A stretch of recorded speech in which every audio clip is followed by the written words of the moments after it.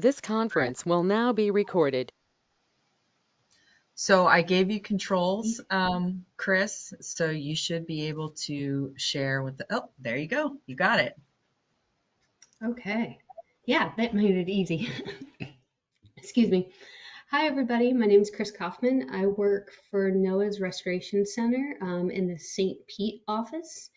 And the reason why I am talking to you about the Tampa Bay estuary program's Oyster HSI, along with NOAA's restoration priorities for oysters, is because I actually, many of you likely know, prior to NOAA, I used to work for SwiftMud's swim program as an environmental scientist. Excuse me. And that position a few years ago is when I worked with the estuary program on their HSI model. So I will give you a little bit of background on that.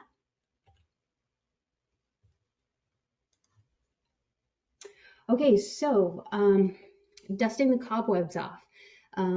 So little over 10 years ago, when I was working with SWIM as an environmental scientist, I was also managing the seagrass mapping program, so the biennial seagrass mapping project. And so in working with the Tampa Bay restoration practitioners and resource managers of the community at that time, we were really interested in understanding the distribution of both oyster habitat as well as hard bottom habitat, particularly because these two signatures inside seagrass maps can kind of be misinterpreted sometimes as seagrass. And so we really wanted to get clarity of their distribution. And so we started taking steps to try to improve the seagrass maps to include some of these habitats. So one way of doing that was in 2014, we expanded our maps to include oyster mapping during our seagrass efforts with the aerial imagery. The other effort we undertook was I applied for and SwiftMud received a TBRF grant in 2014 to conduct live bottom and hard bottom mapping of Tampa Bay. Included in that grant, here's the connection. Included in that grant was an effort by TBEP and SwiftMud to host a restoration planning exercise for restoration target setting for oysters in Tampa Bay. So we knew we needed some background information and we needed to have conversations with the community to kind of jumpstart this effort. So that was included as a task in our grant. So in 2016, TBEP and myself hosted the series of workshops.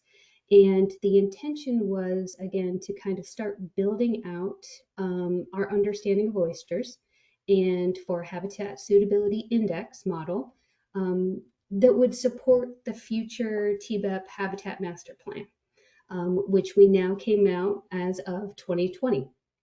And so all of this work was premised on using the model and the work done by what is now known as the Coastal Heartland National Estuary Program, but I'll constantly refer to them as Charlotte Harbor. So in 2012, they did a lot of work in their community with their practitioners to understand habitat suitability for oyster restoration in their system.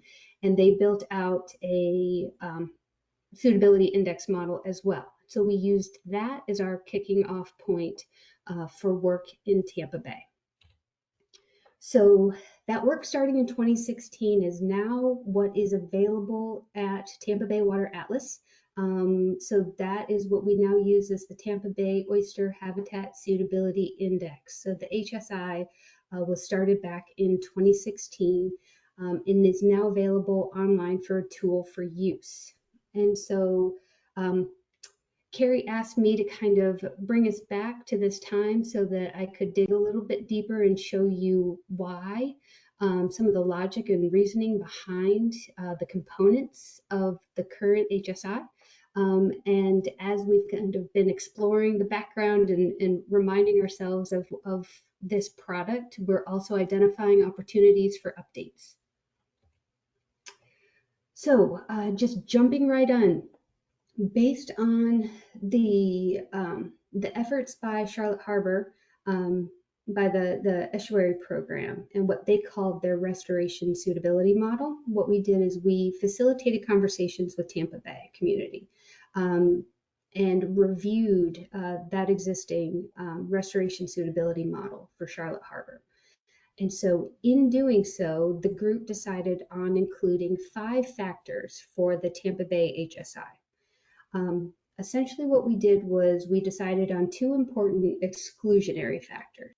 So, the presence of seagrass habitat, as well as proximity to boat and navigation channels, were essentially components we wanted to include so that they would help deter us from identifying from identifying oyster restoration siting inside persistent seagrass beds or in too close of proximity to boat channels.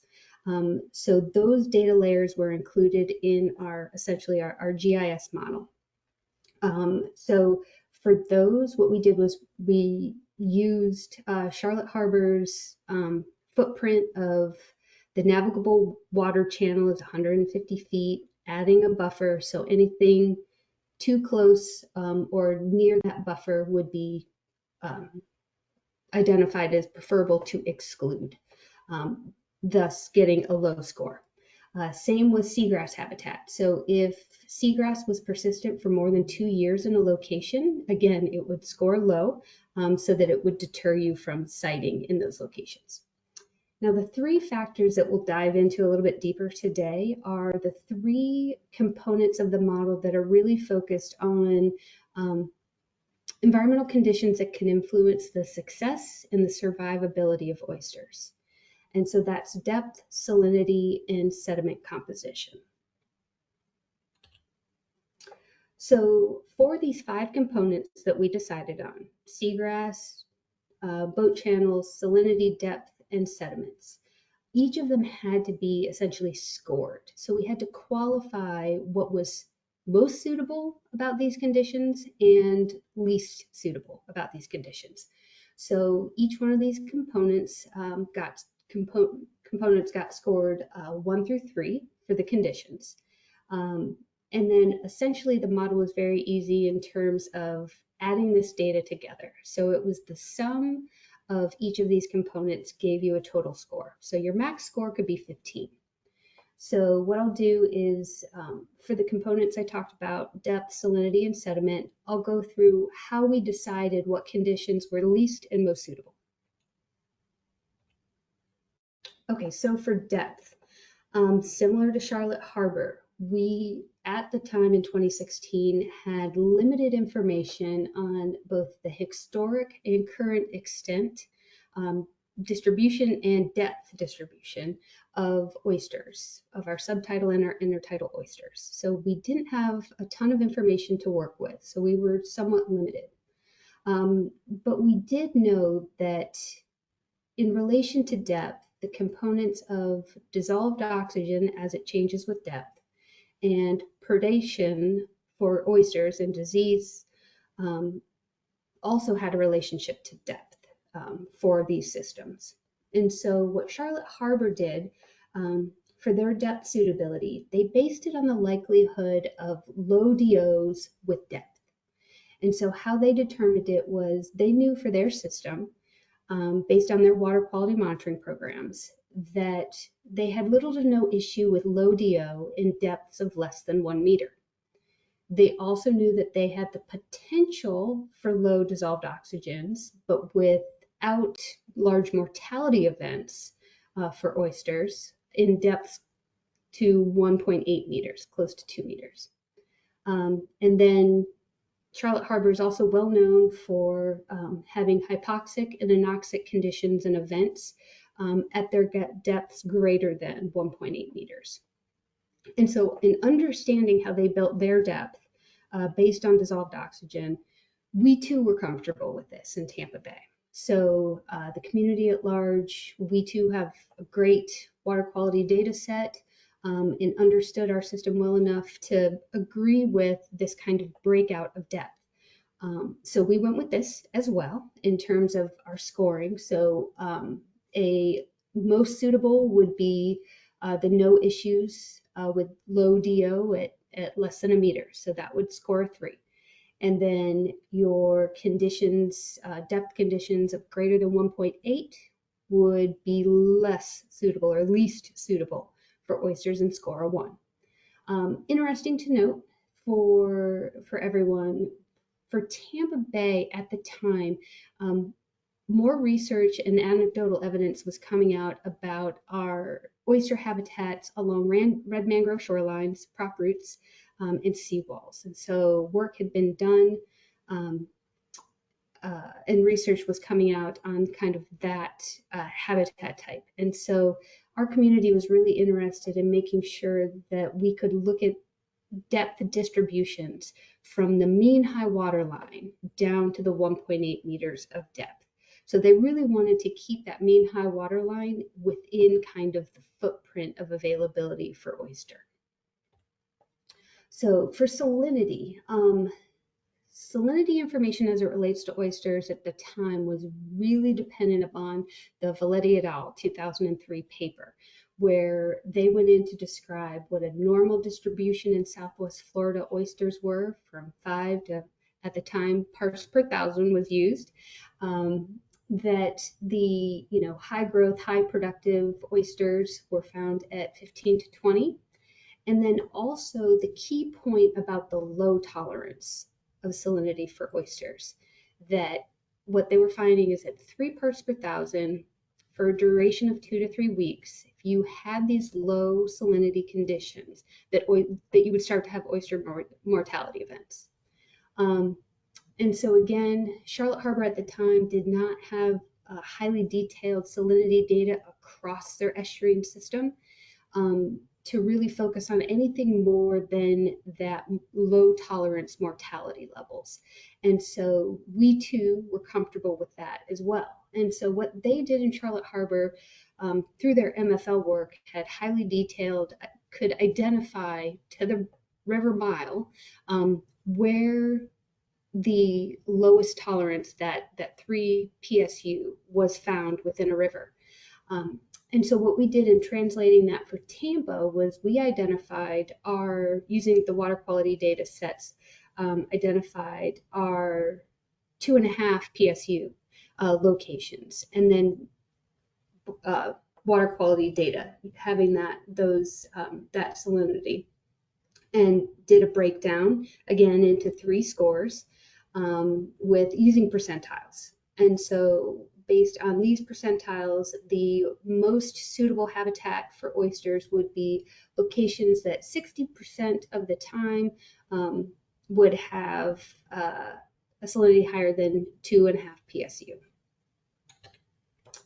And then sediment composition.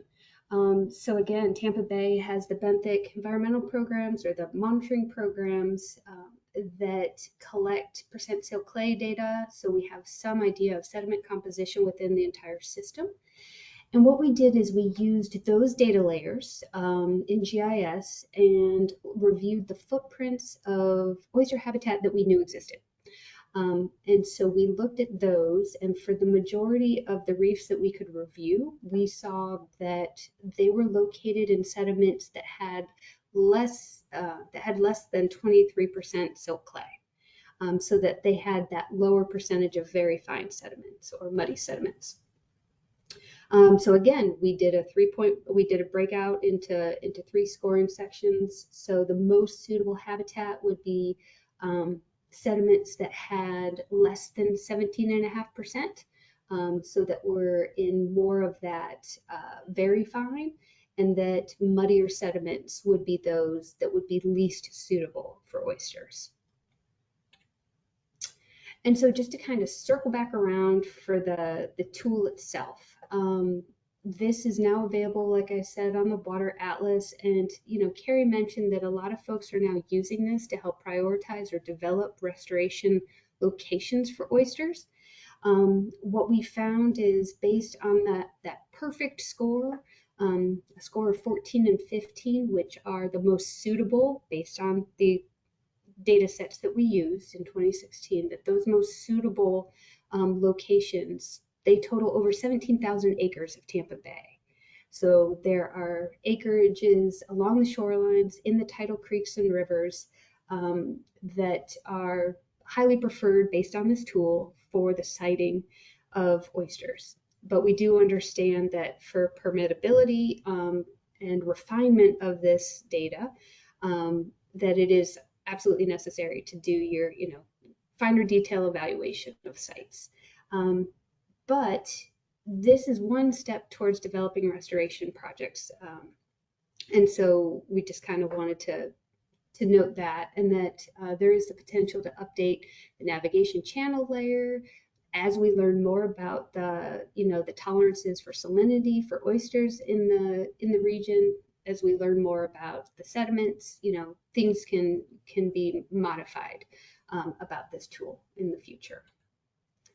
But what I wanted to do is I also wanted to tie this to, there's lots of opportunity in Tampa Bay. And there is also funding available currently to conduct oyster restoration. And so that's one of the things I just wanted to highlight for you very quickly, is in my new position, the majority of what I do is working across the Southeast, and particularly in Florida, to help restoration practitioners or resource managers develop restoration projects that would be competitive for NOAA Restoration Center grant funds.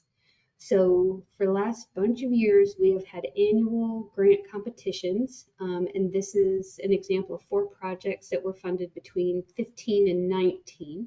As you can see, 2 of them are oysters. We've helped fund City of Naples oyster restoration, and we also are currently funding Texas A&M to do oyster restoration work. What's really exciting is in 2022, we received BIL funding, so bipartisan infrastructure dollars. We received $500 million to do restoration across the country. We also received $400 million to do fish passage projects, which are fish barrier removals, so dam removal projects as well.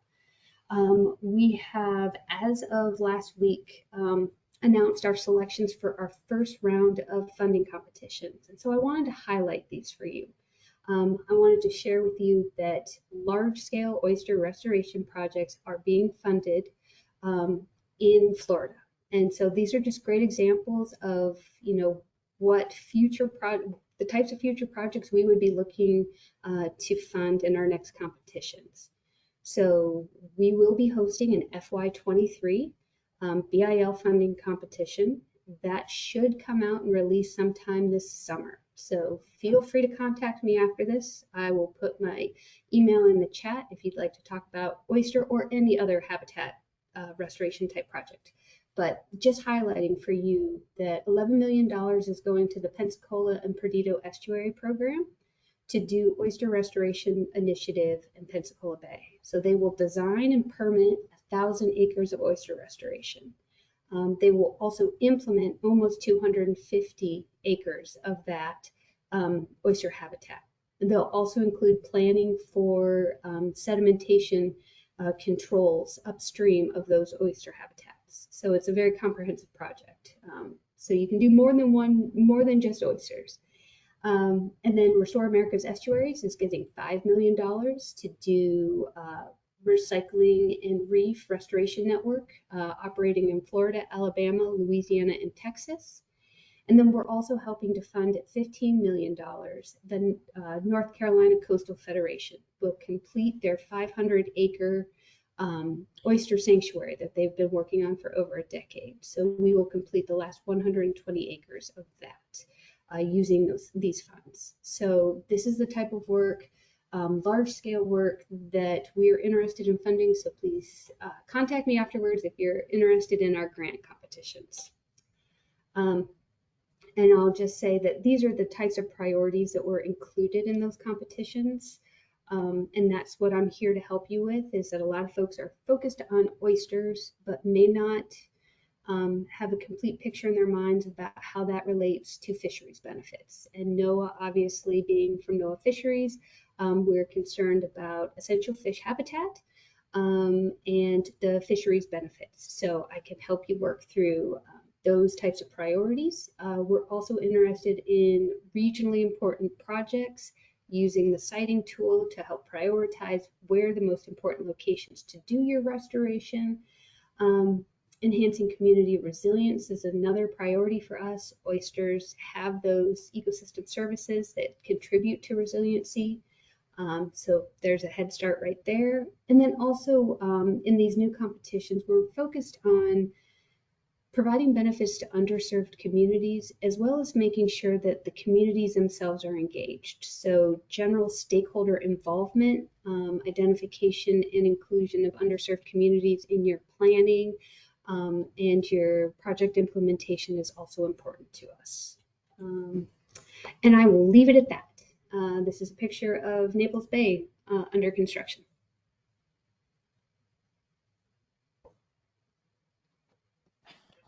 Thank you very much, Chris. I really appreciate all that information. Those grants are very helpful, so hopefully some folks here will be able to reach out to you. Does anybody have any quick questions? This is Jeff Howe. A quick question, Chris. For this, upcoming grant competition that will be announced this coming summer, you referred to, that they're for the most part targeted at large scale projects. How are you defining, what's considered a large scale versus, a project that would be too small to be considered? That is a fantastic question. So thank you for asking it so I can clarify. So this competition is labeled transformational habitat restoration. And I have been very sensitive in understanding of the relative size is relative. So if you are working in an urban area, the footprint of your restoration may be smaller, but no less impactful. So when we are talking large scale, it's also more important in terms of the partnerships and the impact of your project. So is this, even if it's a smaller size project, is it the key to changing and transforming the habitat quality of your area? So it's not necessarily size of project, but it's level of impact and level of importance. So it could be small. We've got island communities that don't have huge footprints, but projects there make a big impact. Urban areas, smaller projects may have a huge impact. More rural areas, you may have larger footprints to work in. So it's all about relative impact versus actual size, if that helps at all. Okay, appreciate it. Let's see, Carrie, do you have your hand raised?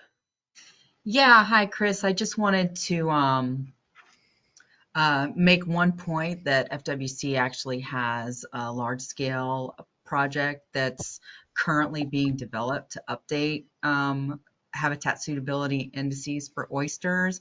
And I saw that Ryan Gandy is on the call. Ryan, do you want to briefly chat about that effort? Sure, I can do that. Hi. So we've got some oil spill restoration funds or oil spill funds for doing data gaps projects in several locations. So we've got in the Panhandle, we've got a couple locations, Swanee Sound, Tampa Bay, and Charlotte Harbor. And the emphasis there is to first look into what the data gaps are. Second is to partner with different folks in those areas to fill those gaps. So for example, if there's a monitoring gap, what we did is we use a CCAR database, which a lot of folks have uploaded to look at kind of trends, who's been active in some of the different areas, and then go in and bolster some of the monitoring projects for those. Some places it's just been adding spat traps. Other places it's actually been putting in full monitoring for the next 3 years. Places like Swanee Sound are specifically a big data gap. So another component of this is updating maps. Kara Radabon and I have been working to look at different areas to see where kind of when she's been looking to see when things have been updated.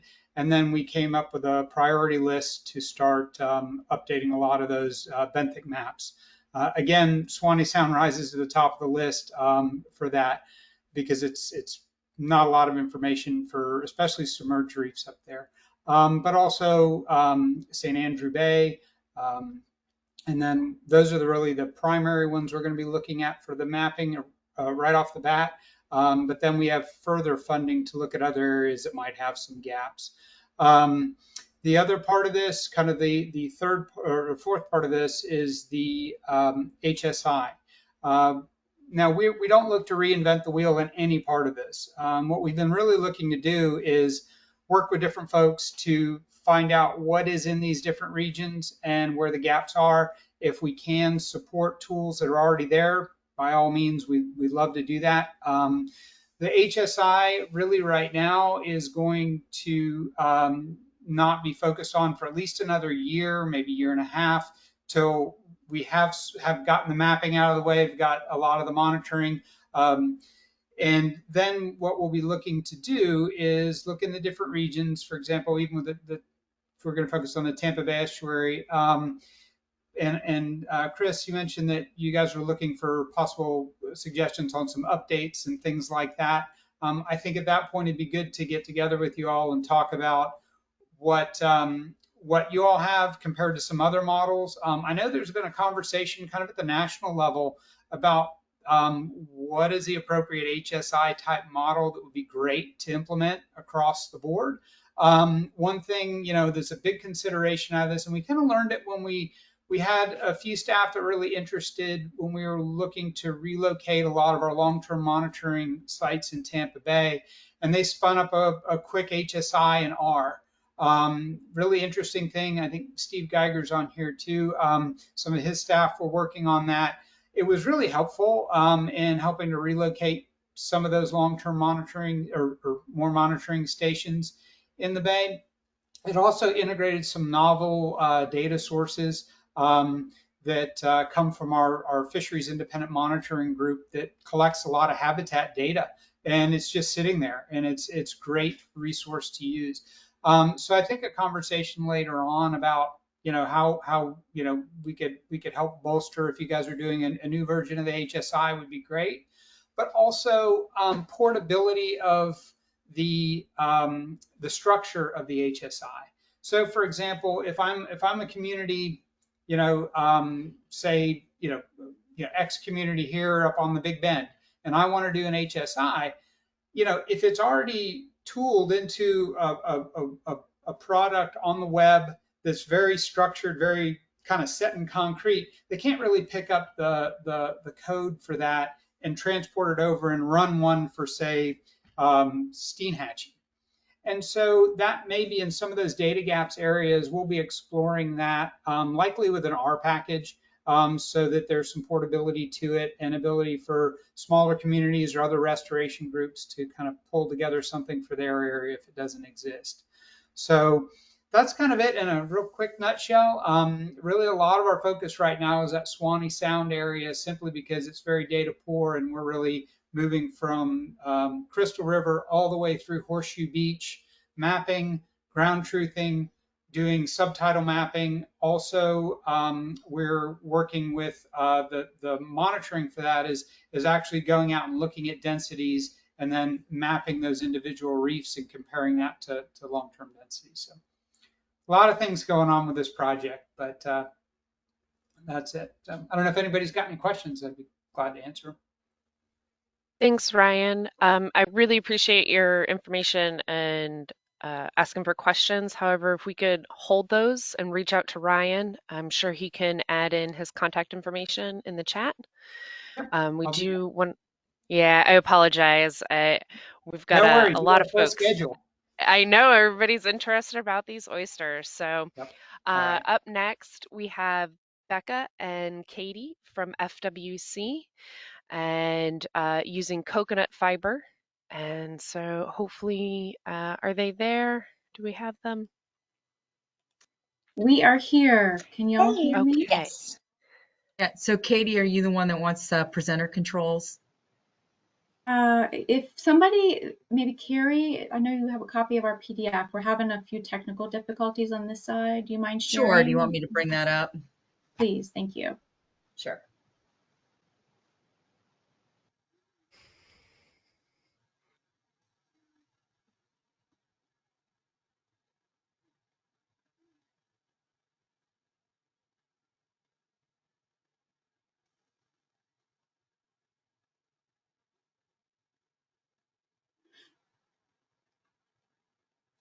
I think we're both having audio difficulties, so I appreciate you sharing.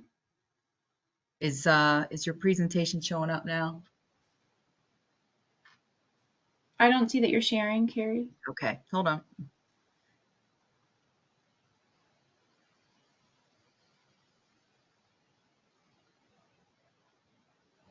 There we go. Okay.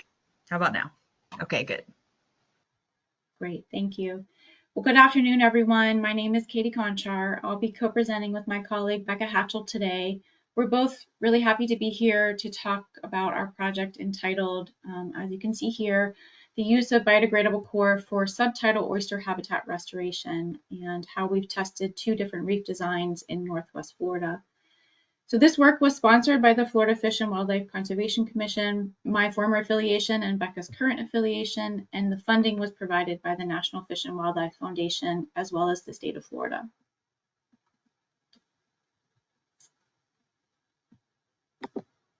So next slide, if you would, Carrie. Maybe scroll down, there we go. Great, thank you. This project is located in Northwest Florida in St. Andrew Bay. The restoration site is situated along the western shoreline of West Bay, as you can see there in the yellow box. St. Andrew Bay supports healthy seagrass habitat. There's really great high species diversity. However, West Bay in particular has experienced several anthropogenic impacts. This includes the construction of the Gulf Intercoastal Waterway in 1938. That altered bathymetry, and with the passage of large vessels back and forth often results in some erosion and the release of sediments into West Bay. There was also a commercial shrimp farming operation in the area throughout the 1970s. And then the city of Panama City Beach released treated wastewater effluent from about 1971 through 2011 into the lower portion of West Bay. So the combined effects of these activities likely contributed to the loss of more than 1,800 acres of seagrass over the last half century. And 200 of those acres are within the restoration site that you see pictured there. Let's go to the next slide, please.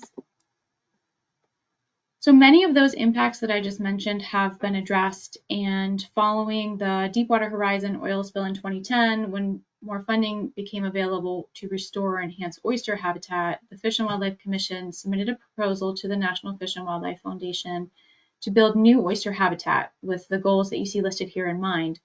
We really wanted to enhance the oyster population and provide habitat for resident and transient species. But we also were looking to mitigate wind-driven wave energy, reduce suspended sediments, increase water filtration, all for the ultimate aim of facilitating the recovery of seagrass into this area. So go ahead to the next slide, if you would. The project as a whole is large-scale and multi-phased. It has included multiple phases, so each of which was often supported by a smaller scale pilot study or a trial implementation of some kind. The first of those was an oyster recruitment study that was conducted from 2011 through 2012, and that study indicated a ready supply of oyster spat in the system. It identified peak oyster recruitment periods, one in the spring and one in the fall, which is typical for the region, and guided the selection of suitable depths for the restoration design. So that study was followed by the construction of phase 1, which is the focus of today's presentation. And that phase included 14 subtidal oyster reefs that you can see pictured there on the right. Each of those was nonlinear. Most of them had a crescent-like shape. And in sum total, we created just over 3/4 of an acre of oyster reef habitat. So this initial phase was constructed in 2015 and monitoring continued through 2020. So again, you can see the 14 individual reefs on the right. They're oriented parallel with the western shoreline of West Bay. And although the historic extent of seagrass coverage is not shown on this image, the reefs were also strategically placed along the deep bed edge of that habitat. And that was done to try to optimize some of the wave attenuation and water quality enhancement benefits of the reefs. And then the last thing I'll say here before we move on is that this work was also designed and implemented in collaboration with the local harvesters and members specifically of the Bay County Oystermen's Association. So with their support, FWC established the project area as a no oyster harvesting zone. That area remains open to boaters and anglers, but prohibits the take of oysters. And the intent here was that the newly constructed reefs as a restoration project would contribute back to the commercially harvestable reefs elsewhere in the system. Next slide, please. So when we created this network of subtidal oyster reefs that you see here again on the left, we tested 2 different oyster reef construction designs. Both designs involved biodegradable coconut fiber or core with varied quantities of culch. And in so doing, the study really set out with 2 aims in mind. The first was to test the suitability of core for subtidal oyster reef construction. And the second was to test the effectiveness of designs with varied quantities of culch. This essentially resulted in a low versus high profile reef design. And we really hypothesized here that the core materials would persist in the low energy system of our project site for long enough, so something between 6 and 12 months, long enough to effectively contain the loose culch until live oysters could settle, accrete, and successfully stabilize the substrate. We also hypothesized that if the low profile reef construction design was successful at establishing reef ecological services, then managers could restore or create habitat using significantly less culch. And I'll back up here to say that we had identified, the where and the why, and when we started to get into the how, we asked ourselves some critical questions. The first related to a constraint from permitting, and that was that the culch did need to be contained in some way. And so that was how we asked, really, could some biodegradable material do the job? And then the second constraint we were thinking about was an awareness generally that it was becoming increasingly difficult in the region to find recycled shell available. And so that is how we really started thinking about how we might use some of these biodegradable materials such as core to develop designs that could optimize reef area while minimizing the use of culch. Next slide, please. So I'll walk you through the 2 designs and then I'll hand it over to Becca to share some information about monitoring and results. The first design shown here is an oyster bag reef design. Materials for both reef designs, again, were the same. It involved recycled oyster shell culch and a core fiber mesh. For the oyster bag design, the core fiber was used to create an oyster shell bag that was filled with 19 liters, about 5 gallons of oyster shell by volunteers. The bags were then placed around the perimeter of each reef footprint and secured with rebar to create a wall. That wall was approximately 75 centimeters in height. And then the center of each of these reefs was filled with loose oyster culch to a height that varied between 25 to 35 centimeters. And there were 7 out of the 14 reefs that were constructed using this design. Next slide, please. Great, thank you. The second design, which we're calling oyster mattress reefs, involved the use of the same materials, but in this case, a thin layer of culch was sandwiched between 2 layers of core fiber matting to create an oyster mattress. These were about 4.5 by 1.5 meters in size. Each mattress was then hand-filled, again using volunteers, with culch to a consistent density, and then rolled up and placed in the water using an excavator. Once they were in the water, they were unrolled and secured in place using rebar stakes by divers. So this essentially resulted in a lower profile reef design with heights ranging in the 15 to 20 centimeter range. And again, there were 17 of these kinds of reefs. So with that, I'll go ahead and pass it over. You can just keep going, Carrie. Becca is able, I think, to call in and continue speaking. Thanks.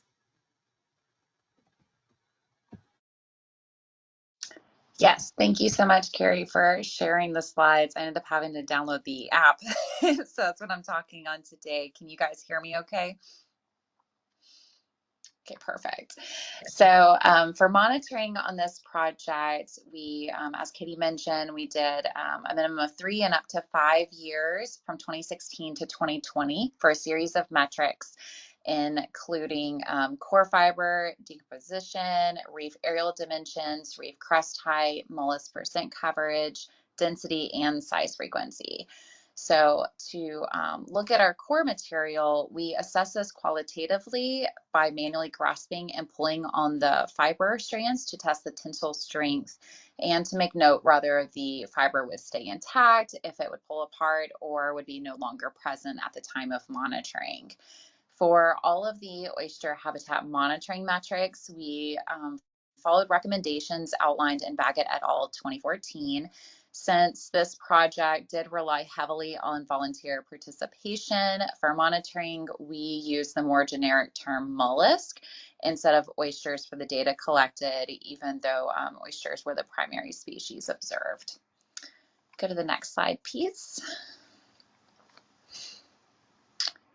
So digging into some of our phase 1 results and discussion, looking at the core fiber performance, we set out, as Katie mentioned, to find a natural alternative material to use for this project instead of the usual aquaculture grade mesh. We found that core fiber successfully contained culch material for up to 9 months post-construction, and this was a period sufficient for oysters to recruit to and stabilize the underlying culch material. Although we had success with core fiber for a containment method, other projects in high energy and intertidal locations were not as successful along the Atlantic and the Gulf Coast.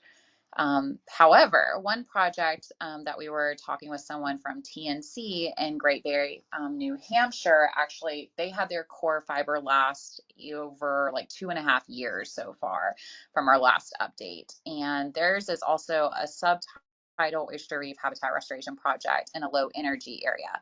So it appears that a low energy subtidal conditions work best for this, but obviously temperature and salinity play a role in the persistence of core.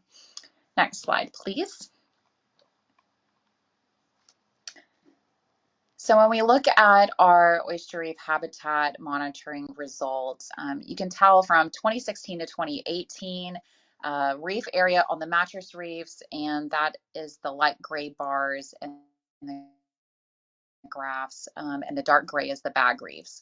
So we can tell for the mattress reefs that these remained relatively constant, and we suspect this is due to the less culch material installed on the reefs, unlike the bag reefs, which contained a larger quantity of culch.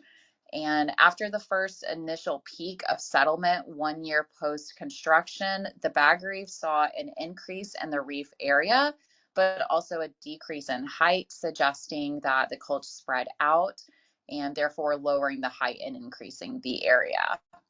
While mattress reefs successfully contained the culch material, they likely resulted in a higher rate of sediment deposition, which was supported by field observations where reefs were only able to be located from macroalgae presence that were actually attaching to the core fiber underneath the sediment at the reefs. And we could find the bag reefs, but they were a little difficult to spot by 2020, but had a few oyster clusters that were visible on the reef foundation. Next slide, please. So to allow for easy removal and measurements of our oyster density and size frequencies, we deployed monitoring units that were designed to mimic each of the reef designs. So monitoring mollusk within these removable monitoring units was destructive, unfortunately, so they could not be redeployed after year 1. But what we did after this was we had designed some new monitoring units and we deployed those on some selected bag reefs. So when we look at the figure up there, we only have 2016 for comparison between the two and then just bag reefs after that. So although the the density results indicate that mattress reefs perform better than the bag reefs in 2016. This isn't really supported by our field observations or the mollusk percent cover estimates in all years across the project. And we suspect the monitoring unit design and the placement resulted in an artificially higher value on the mattress reefs themselves. The monitoring units for the mattress reefs were built with a slightly higher frame than the bag reefs were, and they had a greater amount of exposed colch compared to the bag reef units.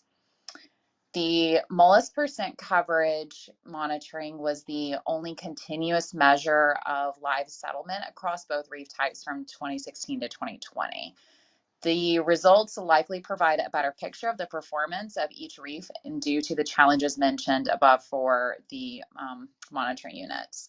In addition, the higher profile and volume of the bag reefs support a higher percent coverage of the oyster presence compared to the mattress reefs that had a minimal colch exposed and more hidden colch within the layers. Next slide, please. So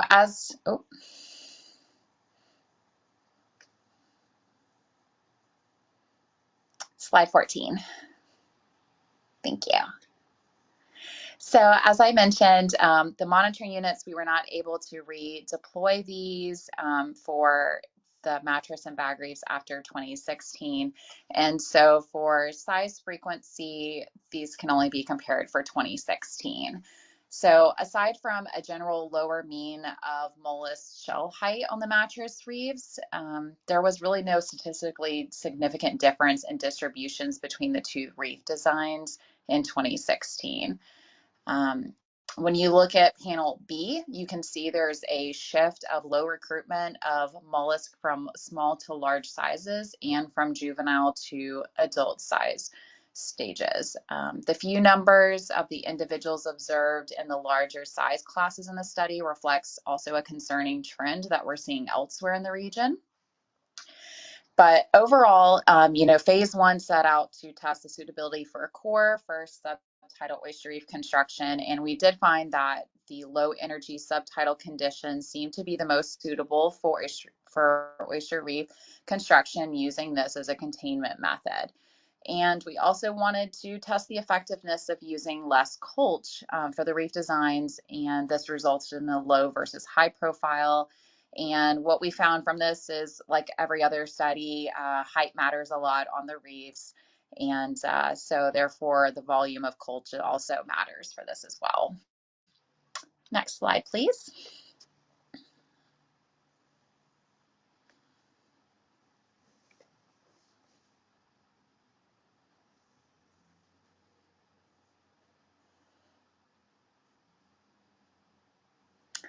Thank you. As we mentioned, this project, like Katie said, had many different phases of oyster reef enhancements, and we have scaled up and used adaptive management strategies with each of these phases. So over the project term, we have installed a network of subtidal oyster reefs that span over 2 linear miles in about 5.5 acres of habitat. We started with phase one and learned the core bag reef method was the most successful reef design, and thereafter constructed about 53 additional reefs using this design for phase two. When we designed phase three, we recognized the need for a sturdy material to provide a strong foundation on the reef, and we still had to meet the requirement of containing colch. So with this, we constructed these reefs using a large limestone rock as a perimeter and a base to allow for settlement even during population fluctuations. But during construction, we also experienced a shortage of colch, and we had to replace the full 100% colch center with a 50-50 mixture of limestone, rock, and colch. Next slide, please.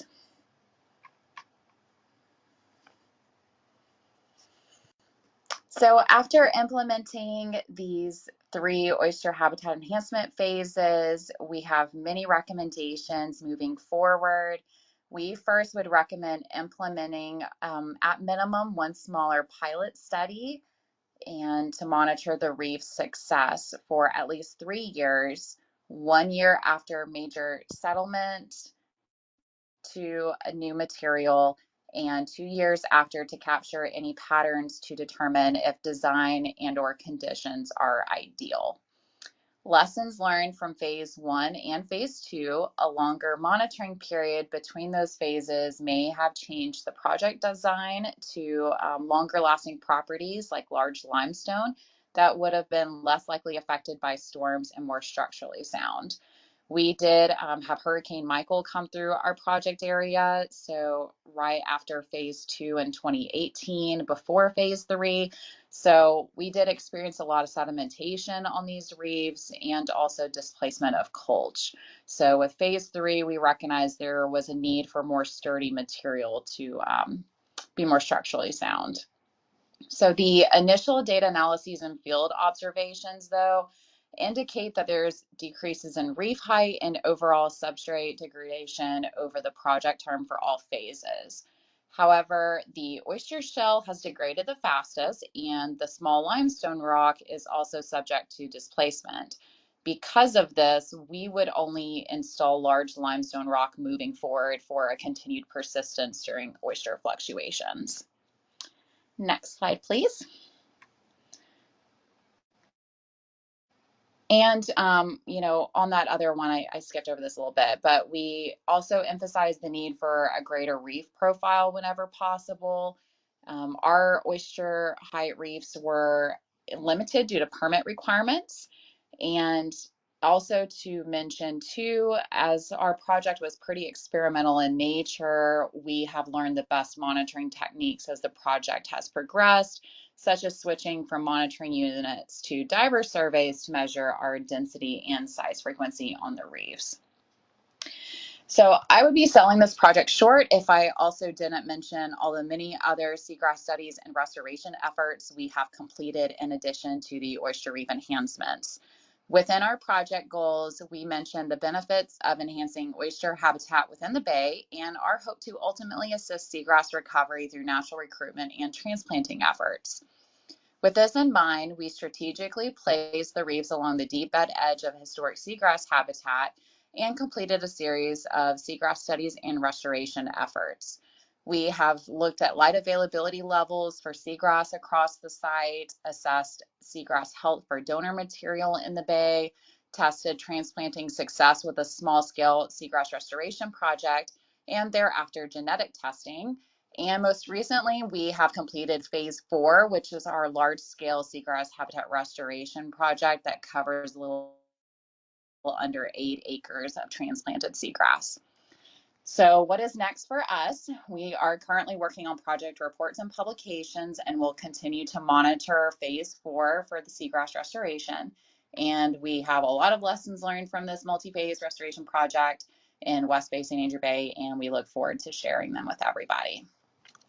Next slide, please.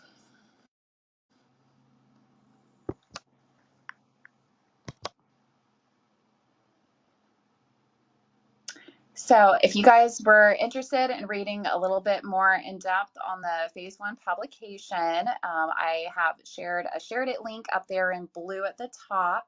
This allows a full access read without any kind of subscription to the journal. And with that, I would like to thank all the co-authors for this as well, Katie Conchar, Colin Shea, Maria Merrill, and Kent Smith for their help with this project. And I would also like to thank the funding and support from the National Fish and Wildlife Foundation in the state of Florida. And with that, we are happy to take questions, or if you feel more comfortable, you can always email us as well. Thank you.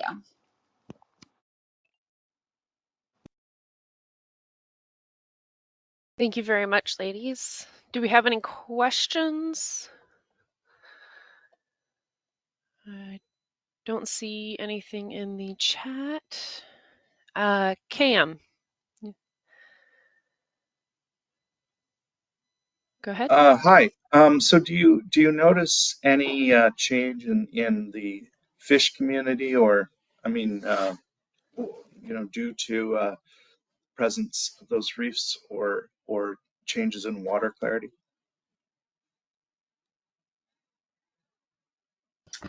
Hey, Cam. Yes, so we have been also looking at resident and transient species monitoring on these reefs as well, even though I didn't talk about that today. So we've deployed fish videos and things like that, and we're looking at how that's impacted. But pretty much out there at our project site, it is just straight sand after the seagrass has degraded. So having that structure out there is definitely providing some species some additional habitat to utilize. And we suspect the water quality is improving in the area. We can't pinpoint if it's due to our reefs alone or other factors in the bay too, but the northern bed of the seagrass habitat is expanding since we have put the reefs in and having a little bit more continuous coverage. So we would like to hope that the oyster reefs are helping with the water quality as well. Great.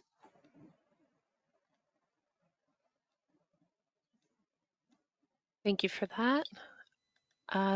Let's see, Mark. Yeah, hey, thank you. Appreciate the presentation. Just good to see you. Quick question. Did you notice it sounded like there was natural recruitment as well as planting of seagrasses? Did you see a distinction between the success rate of those two approaches for seagrass restoration? We haven't looked into that too much. We've been kind of trying to monitor it. During our project, we have also done some seagrass surveys, transect surveys throughout the 2 miles. And it's a very large data set for our biostatistician to play with. So he's very much looking forward to a lot of that. So that's to come for looking at the analysis, hopefully next year, as like a water quality and seagrass improvement kind of style report in relation to the oyster reefs. But we are seeing the natural recruitment coming in there, which is pretty exciting for us. And, you know, we had a large success with our pilot study. I know you were aware of that one too. And so, you know, we upscaled it and went big for the phase 4. So we're very much hoping, fingers crossed, all of that turns out great. And there might be some future opportunities to do some more transplanting out there to kickstart it. Very good. Thank you, Becca. Sounds good. And again, I would potentially entertain the the approach of a breakwater for seagrass restoration activities in addition to planting, but that's an entirely separate conversation for a different day. Great work. Appreciate the opportunity to comment. Have a good day. Thanks, Mark. You too. All right, thank you so much. If you can put your information in the chat, ladies, that would be great. We're gonna go ahead and move on to our next presentation. Up next, we have Damon Moore, and he's gonna tell us all about his next steps in life.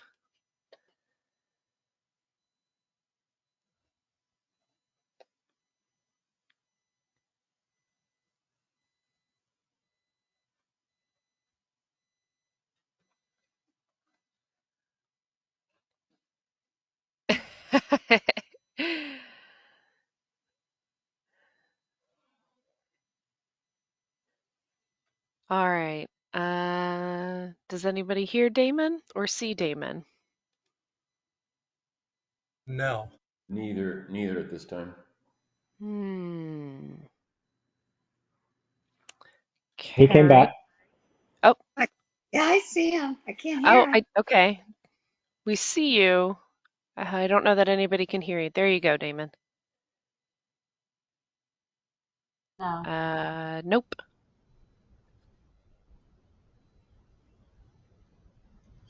We should probably all learn sign language with today's technology. Not, Good not, idea. not seeing anything. It looks like he just disappeared. Might be having some issues. All right. Damon, I Well, did we'll make you try. presenter if you're still on.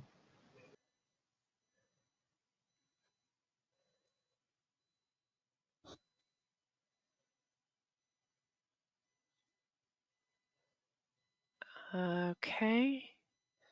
You've arrived. We can see you. You're not muted. Can you hear us?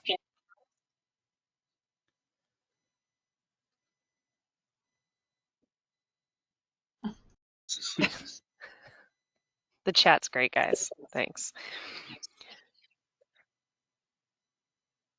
Jamie, can you hear me now?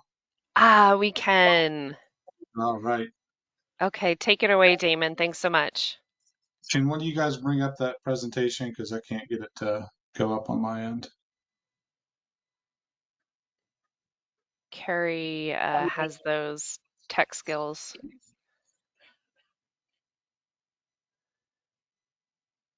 Give her 1 second.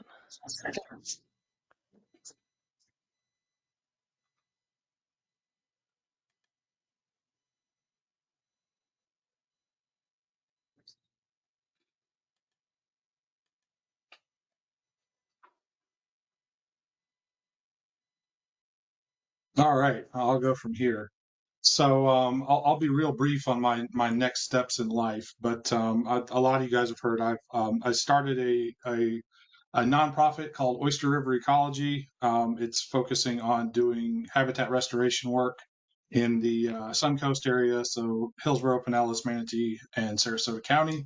And it's pretty much along the lines of the kind of stuff that I've always done, just trying to kind of reach into some other areas that have not been able to get those sorts of things done, and hopefully help some of the smaller agencies that want to do this sort of thing but don't necessarily know where to start. So yeah, we're looking, more and higher quality stuff wherever we can. So any way we can help do that.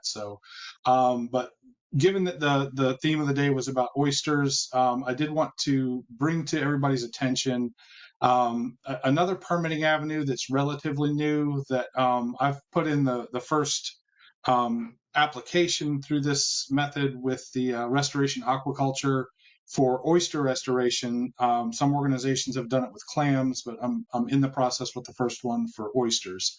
So can you go to the next one? So real quick, I'm just going to talk about what in the world is restoration aquaculture, and then I'll kind of go through how it's worked for me so far. And I think there's probably some areas where this might be a good approach for some folks. So go ahead. So what is it? Rule definition is the controlled propagation and subsequent planting, husbandry of native aquatic plants and animals on sovereignty. You can read all that stuff. Basically, it's growing oysters. In 2021, FDACS amended Florida FAC Rule 1821, which allowed the use for restoration aquaculture where commercial production is not the primary use. So they basically amended their rules so that you can do aquaculture for the purpose of restoration. This is it kind of helps out on a lot of projects that would have met a lot of the general permits and nationwide permits as far as the setbacks and requirements that they not be impacting any resources, but it allows for a significantly larger footprint if you can do it in those areas without having to go get individual permits and go through some of the hurdles that are associated with that. So you go to the next one. So I mentioned some of those setbacks. When you really kind of distill the rules in 1821 down, basically it works like this. You find up to 10 acres where oysters will grow. So use that HSI, do those projects, the pilot projects that they just talked about, and then you got to find areas that are 100 feet from shore, 100 feet from existing structures, at least 50 feet from recreation areas and navigation channels, and at least 50 feet from existing clam beds, oyster bars, mangroves, submerged aquatic vegetation.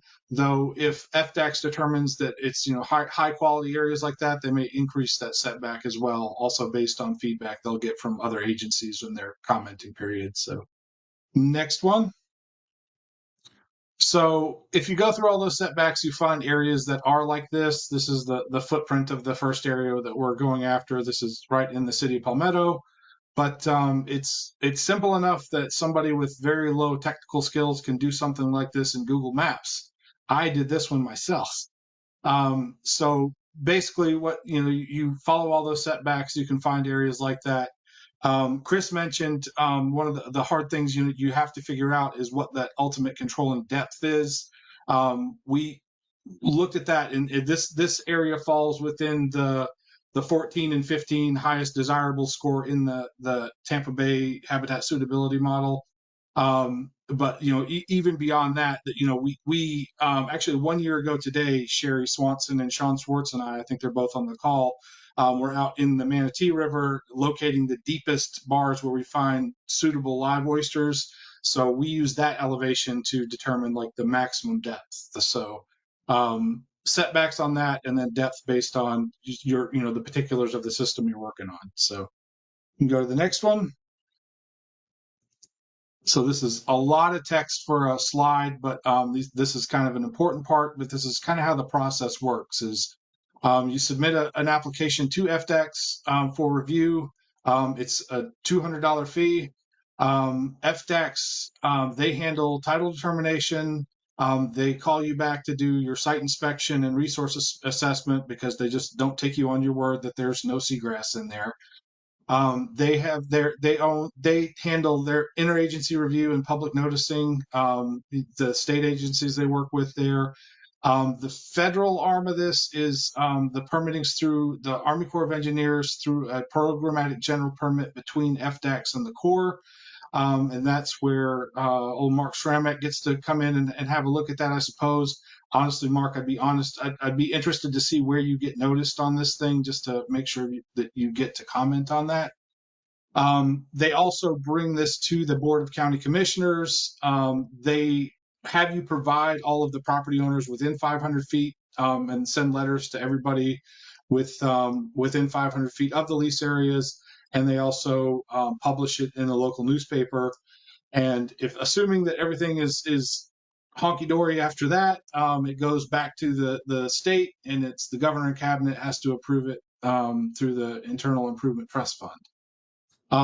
If that goes through, then you apply for an aquaculture certificate of registration. That's another fee of $100.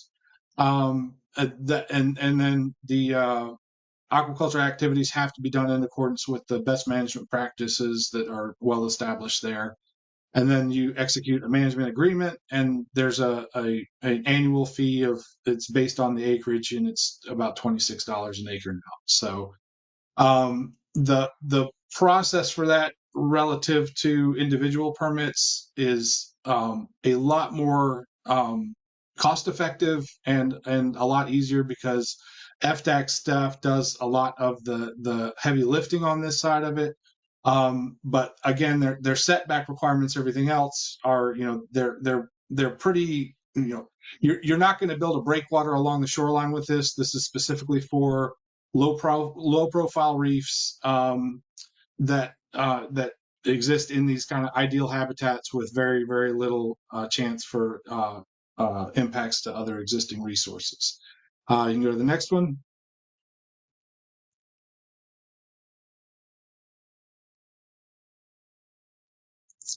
I don't need to go through all these things. I wanted to put these on here so that this was in the share file. If you guys are interested in this is a copy of the application that I submitted in there.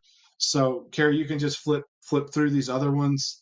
And again, if you're looking into this and you have any questions about my experiences with it, feel free. But you can just go through all of these. But this is the maps that were provided: site location, NOAA chart, the same one you saw there before, a cross section, and then some information on the materials that you're planning to use. And okay, hold it on this one.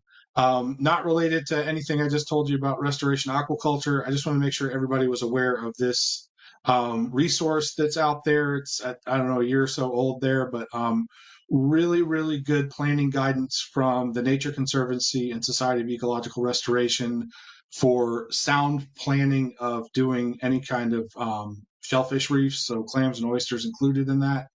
I've swear by SER documents, and this one is no exception. It's really good information to make sure you're kind of checking all the boxes and making sure you're planning for good projects there. You go to the next one, and that's it. So there's my new contact info if anybody wants to get a hold of me.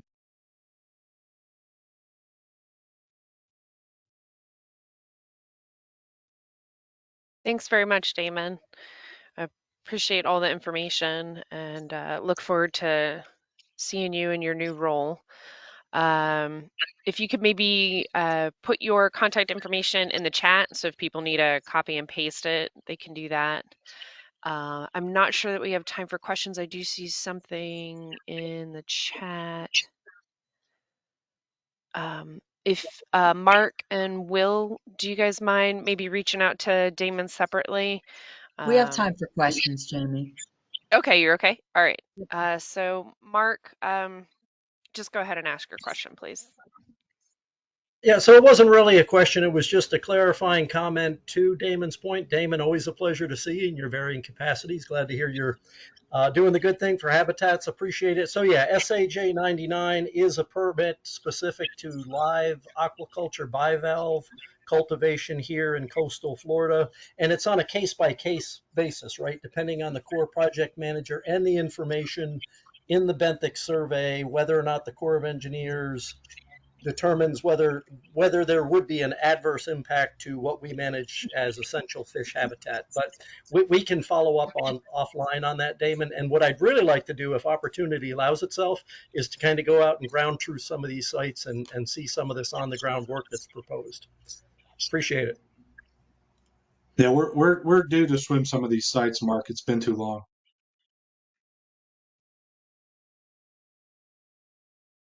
Thank you. Will, go ahead.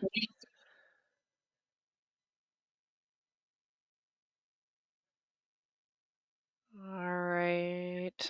Will said, when FDACS conducts absence presence of seagrass, do they take into consideration historical occurrence? To my knowledge, they don't. But I've got my first one supposed to be scheduled in May. So when I submitted the application in, they did review the the data that's out there that Chris worked so hard to get picked up for everybody when she was at the Water Management District, and their team continues to do. So they looked at that. They looked at all the available data layers that are out there from all the various agencies that would apply to this. So they do that desktop review.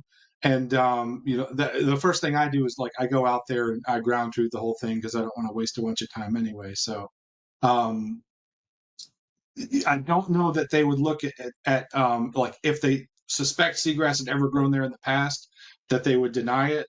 But I honestly I don't know. I'll bring that question up to them. I hope not. Interesting. Well, thank you. All right.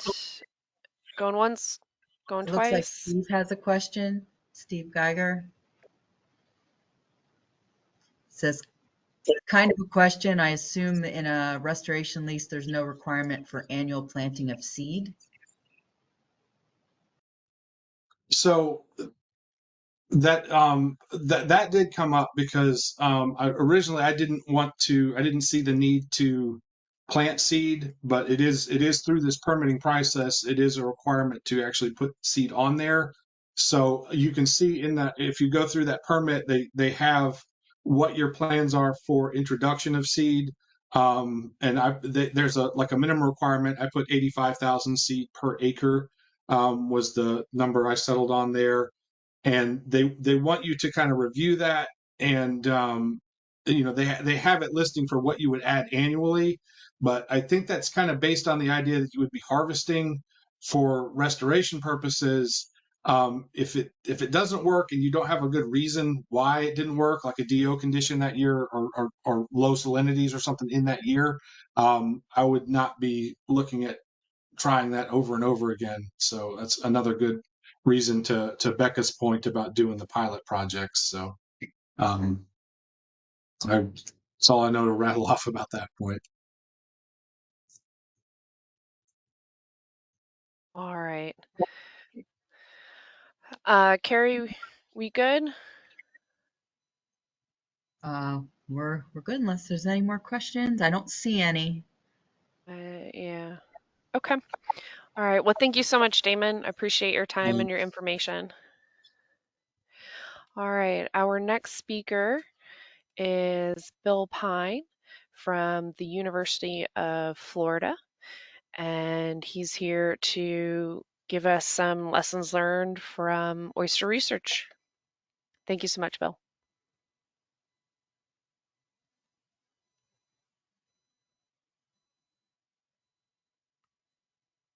Okay, thank you. Can you guys, are you seeing my screen, or are you seeing me? We see your screen. You see a PowerPoint? Yes. Okay, You might want to put it in there you go, in presentation mode. Perfect. Thank you. yeah. Okay, so this is what I'm going to show today is really, we've been doing this for about 13 years in Swanee Sound, a variety of research efforts. This past winter was our last winter, so we're in kind of project wrap-up phase, but this is really a platform I see for learning and for going forward with our community partners and also with our agency partners doing this type of work ahead. So uh, really in 2009 when Peter Frederick and Peter, this is Peter on the screen right, he's retired now from UF. When we started doing this work, we were interested in helping people. And the people we're working with were the local oyster harvesters in Swanee Sound. So Swanee Sound is now the second largest, or historically it's the second largest oyster fishery in Florida, and now it's the largest oyster fishery in Florida. And there's been a multi-generational group of community harvesters that have worked there. And so we wanted to help these people try to understand in 2009 while they were observing these changes in oyster populations. And so all of the work that I'm going to talk about, whether it's doing the monitoring work or doing the restoration work, involves the local oyster harvesting community. So we have oyster harvesters that do monitoring with us. We have oyster harvesters that drive us around to go service water quality sensors. The restoration materials that we buy are local rock. The truck drivers are local truck drivers. And construction companies have been local truck drivers or been local construction companies. So everything has been local. We've even a student published a paper calculating the economic impact of some of these restoration efforts. So even though this is one of the most rural parts of Florida, the return to this community has been substantial from these restoration efforts that we've been involved in, not only in terms of doing the restoration work, but also from shellfish that have been harvested off of some of these sites. And this is Jerry Beckham and Laura Adams, two of the harvesters that have worked with us a lot that are on the left. So this project area that I'm talking about, if you're not familiar with the Swanee Sound region, and can you see my mouse moving around? Yes or no, maybe? Yes, we can see Uh, that. okay, so we're here in the Big Bend of Florida. We're just north of the town of Cedar Key. This is near the east pass of the Swanee River. So if we go back to some of Ellen Robb's work from that she reconstructed based on those old T-sheet surveys, in the 1800s, this is the best guess of what the oyster reefs look like in this area based on those T-sheet data sets that Ellen Robb assembled. So we have the Great Swanee Reef with this huge linear shape that was parallel to the coastline. This was Lone Cabbage Reef. But if you look at 2001, within the best data layer that we had available from FWC at the time, the Great Swanee Reef is gone. Lone Cabbage is broken up. A lot of other reef features have gone away. So when we started thinking about this in 2009, 2010, we put together some photographs. And so we found some from some of the Mark Berrigan files of Swanee Sound, Lone Cabbage Reef, Great Swanee Reef, like in 95. This is what it would have looked like in 2010. This would be the Great Swanee Reef offshore in 1995 after the storm of the century in 93, but the reef kind of bounced back. 2008, same general area, it looked like this, just nothing but shell hash. So our initial assessments were based on aerial flights between like Corrigan's Reef and Horseshoe Beach, and then also small scale on the ground surveys using line transects. Now we're only working with intertidal oyster reefs, which are the most common oyster reef in this area. There's been no formal mapping that's delineated this, but from working with our harvesters, they would and our own work, we would generally characterize about 80% of the oyster reef in that area as intertidal and 20% as subtidal. So we did some aerial mapping. We did a lot of on the ground work from Corrigan's up to Horseshoe. And what we were looking at all these different scales, and throughout when I'm talking about our monitoring programs, we have these line transect programs that look just like this, where we're going through when the reefs dewater, working in the winter, and we're counting the oysters. We don't have to dive on them. We don't have to do anything. We just set up these line transects and we do this. So we're working at a couple different scales early on. And what we were learning is that intertidal oyster resources are declining rapidly across the Big Bend. Big declines in the counts of intertidal oysters since 2010. The intertidal reefs, whether you're at Corrigan's Reef or Cedar Key, Corrigan's Reef, Lone Cabbage, or Horseshoe Beach, and this is time on the x-axis, live oyster count on the y-axis. The colors and the lines are organized, whether they're the inshore bars, which are really close to shore, near shore, kind of that next parallel line of bars, or the offshore line of bars. But we can see that all different types of bars had declines over time, and these intertidal reefs were becoming more similar, but more similar at low numbers of oysters. So we started asking these questions if restoration can help, and we didn't know the answer to this. We never know the answer to these things, but we were curious. And we all know that oysters aren't doing well. Whether we're talking about huge restoration programs or fishery closures across the Gulf of Mexico, it's really common. So this idea of can we do better was really important to us and has been important throughout this process. And Peter and I both came from adaptive management backgrounds from the people that we had worked with in the past. Common people being Buzz Holling, Carl Walters, we had both worked with throughout our careers. And I've been part of larger adaptive management projects within the Colorado River system. Peter had worked in the Everglades a lot. So this was our deliberate structure. And adaptive management is a systematic approach for improving natural resource management by learning from outcomes. And I posted the link to this paper in the chat where we've both characterized lone cabbage as a case history, and we've talked broadly about how oyster restoration efforts could be nested in different scales to accelerate learning across large areas. So in this process, we have to have explicit attributes. So one of them is predictions of the outcomes from our different restoration actions or management actions we might take. And then the second one is confronting those predictions with data designed for that purpose. And that's what separates adaptive management from trial and error. So in 2013, we did a small pilot project when we went out onto the degraded lone cabbage reef. And what you can see from this aerial shot are these little squares. And these squares were at the very tip on the footprint of the relic reef, we put limestone rock. And this inset picture is that limestone rock. And it's highly irregular on the reef. It's not like stacked nice and neat. Literally, it was picked up off of a barge, and then the traco would spin and throw it. And it's just like tossing a handful of rocks underhanded and see where they land. And so they would land on these different reefs. But we had control and restored sites. And this is what they look like when they're on the ground. This is, again, locally sourced limestone rock. Oysters growing on rock is a natural feature of this coastline. The Florida platform's exposed right there. It's dolomite limestone.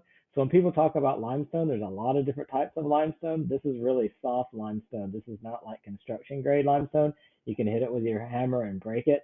But this is the natural type of limestone that's found in that area. So this is what it looks like. And we use a local rock. We built the reefs to match the elevation of existing healthy reefs that were nearby. And we had really strong contrast between these degraded areas that are just shell hash and sand, and then the areas where we piled this rock up, and we had good monitoring programs. And we had some success. Oysters colonized and persisted on these restored reefs for several years. We saw good growth and really strong responses on the restored reefs versus the control reefs. So we've published this before. So this led to a much larger restoration effort funded by NIFWIF and started in 2018 to restore a larger part of Lone Cabbage Reef. And this time it involved tracos and barges and lots of other rock. And so again, locally sourced limestone. All of our rock came from an old closed quarry in Brantford. That quarry was probably originally mining phosphate, so this would have been the unused rock that they just had sitting around. So the reef's about 5 kilometers in length and is 10 meters wide. And again, it follows the footprint from those old surveys in the 1800s. And so it's really a chain. And so we've had this chain of reefs that we've built out there. It's about 3.6 million of the $8 million total award was used for direct payments just for the construction part of it. And this is what it looks like when you go to the quarry. I mean, they're scooping up the rocks, they lay them out on these things, they jackhammer it, and then the rocks that fall through then get scooped and loaded into the trucks and then taken down. And then we haul them out and we put them on the reef. And this is what's important, is we had a lot of different size rocks that went out there. By design, we wanted to have a real complex structure that was going there. We were building to a target elevation. So like these rocks that are really big, if they were above our target elevation, we would just use the traco to bang, bang, bang, and push them down to make them lower to drop those rocks down to the target elevation.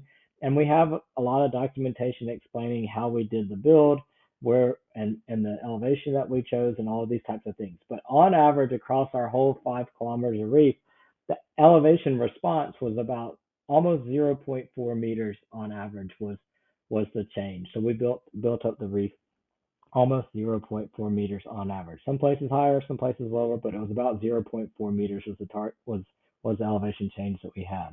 So we finished building the reef in July of 2018. So we went in less than a year from award to construction. And then by December, it had been colonized from different stuff. And then within the first year post construction, we had oysters that were growing on it. So, can restoration help? I mean, in this context, yes, we've seen local effects of oysters growing on the rocks, but really, do these oysters persist? And so, this is where there's a lot of expertise within the Tampa Bay region to do this, but we have this real high resolution modern data workflow coupled with a high resolution monitoring program. So we would go from collecting the data to analyzing the data within the same week. And that would help us to inform what we were doing as we were going along. And we still do this. And some of the people on this call get my little weekly reports when we're out in the field in the winter doing our sampling. And so when we're thinking about our monitoring responses to restoration, this is what the reef looked like this winter. So preview of what we're going to see, there's a lot of oysters that are growing out there. I also want to point out again, we're involving the community. So here we've got oyster harvesters. This is Gerald Beckham, and then his niece and nephew that are also working with us, or his son and his niece that were working with us this winter. And then we also had FWC staff sampling with us this winter. And again, you can see Gerald's putting out the tape measure or using the tape measure to measure. We're building out our line transect there. We do things like double observers. We have a fake oyster reef that you can come and do counts on, where we look at counter performance. We mess around with all that stuff. So in tracking the response to the restoration, we have two different things that we do. We have repeated measures sampling on fixed locations on the restored reef, and then we have random sampling on the restored and the unrestored reef. And then we use either a repeated measures framework or a bunch of different GLMs to analyze these two data sets depending on what we're doing. So I'm just going to get right to the results. So on the x-axis, we have time. This would be all of our time sampling. And this would be going back to 2003 to 2023, so this past winter. The vertical line is when we did the construction on the large project. These data that are to the left of the vertical line are from our pilot project. Throughout, you'll see black dots, which are the actual data, and then the red are predicted from a model, and then including the uncertainty. So this is when we did the big restoration project. And so then we have our winter 2018. This will be our first winter when we went out there a few months after construction. We had positive response. We thought this would be great. We go out there the next winter, which would be winter 2019, 2020. We have more oysters, and we think this looks great. We go out there again, winter 2020, 2021. We think that looks great. And then we went out 2021, 2022, still seeing a positive trend in the oysters. This looks fantastic. We go out there again this last winter, 2022, 2023. And again, we've continued to see this positive trend, increasing range in terms of the measures of uncertainty and the number of oysters per meter of transect, but we're seeing continued oysters. And if you convert our oysters per meter of transect to oysters per meter squared, we're seeing about 150, 175 oysters per meter squared out there. So positive trend in oyster population density over time. We've seen colonization and persistence in multiple cohorts. So is this occurring everywhere, or is this just on our restored sites? So again, we have this big random sampling program too that's going on the restored and the unrestored sites. This is what a high density unrestored site like a wild oyster bar would look like in this area, like often near a creek mouth or something like that. But again, we use the same methods. Now this is a nice clean modeled figure when we look at x-axis being time since restoration, y-axis being live oyster counts per meter squared. The kind of blue color is going to be our restored sites, which I've shown you has gone up over time. And this kind of pinky color is the non-restored sites, which have continued to trend down over time. And yes, this is modeled here, so it looks really clean. But if we look at just like what the data look like with that these models are fit to, is this is again the kind of pink would be the non-restored sites, the kind of blue are the restored sites. And what I want to draw your attention to is like in this past winter 22, 23, our restored sites for the first time since we've been working out there post restoration, so since 2018, Our restored sites now all were our highest density oyster bars for our restored sites, or higher than the wild bars that we worked on. So we've seen both a positive trend in the wild bars, but more importantly, I think, is that we're seeing this continued decline in the um, wild bar. Seeing a continued decline in the wild bars, we've seen an important positive increase in the restored bars. So again, let me say that one more time. I think the most important thing that we've learned is, yes, we've seen a response, and we can see a positive response to our restoration over time, and it's a strong response. But more importantly, we're continuing to document a decline in the wild bars. So why the declines in the unrestored? Well, this is something that we're continuing to work on a lot. We're trying to incorporate a bunch of different GLM structures to this to try to take a look at salinity, elevation. We've tied this to some fisheries data and any other factors that we can, try to understand what's driving these declines in the wild bars that we're seeing. So overall, can restoration help this? Well, I've also looked at some restoration efforts in large projects in Appalachia, St. Andrew, and Pensacola using FWC and DEP projects that they've done and worked a lot with their cooperators. And it's interesting on this call that we've seen examples of positive restoration projects in St. Andrew Bay, but we just had a paper accepted in the last week that shows some other restoration efforts in St. Andrew Bay haven't been successful. And people talk about some positive restoration projects in Pensacola, but in the same paper, we talk about some projects in Pensacola Bay that haven't been successful. So one of the things about Lone Cabbage is it's a pretty large project, even though it's long in length and it's about 15,000 cubic yards of material, the surface area is only about a hectare if you just add up the surface area of the trapezoids that are out there. But for a pretty big project, I think it has been successful. And there's strong contrast across Florida where these projects have been successful and where they haven't been successful. So some critical takeaways, I think, from our 10 years plus of working in Lone Cabbage is from our pilot project, we identified a suitable local material for substrate, and that was a dolomite limestone. And we used really irregular shape. And using the irregular shape creates a lot of interstitial space, which gives you a lot of voids, which is a lot of great habitat for critters to live in. And that also is less material that you have to put out there to still get that relief because some of the voids are just air.